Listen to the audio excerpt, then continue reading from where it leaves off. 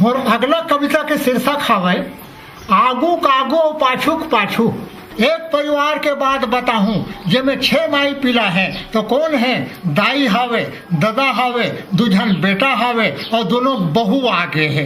एक जन बेटा का नाम है खोरबहरा और दूसर बेटा का नाम है बलीराम। तो खोर खोर में खोरबहरा किंजरे और गली गली में बलीराम और बहू मन सिनेमा गए हैं, टीवी देखा थे, डोकरी डोकरा मन करे घर के काम। ठहरो बाबू हो ठहरो, आही तुम्हरो मन के पहरो, तब तुहू मन ला करे बर लागी ऐसने काम। सुने खोरबहरा, सुने बलीराम और तहु सुनत हसनी भाग बली और तहु मन सुनत हूँ शांति कांति मंटोरा और राम कली। जैसन खवाहू तैसन खाहू, जैसन देहू तैसन लेहू, जैसन बोहू तैसन पाहू, जैसने खवाहू तैसने खाहू, जैसने देहू तैसने लेहू, जैसने बोहू तैसने पाहू और बम्भूर ला लगाहू तो अमा कहाँ खाहू। आगू देना है और पाछू लेना है, ये तो है अदला बदला के काम। सुने खोरबहरा, सुने बलीराम, जैसन देहू आगू तैसन पाहू पाछू,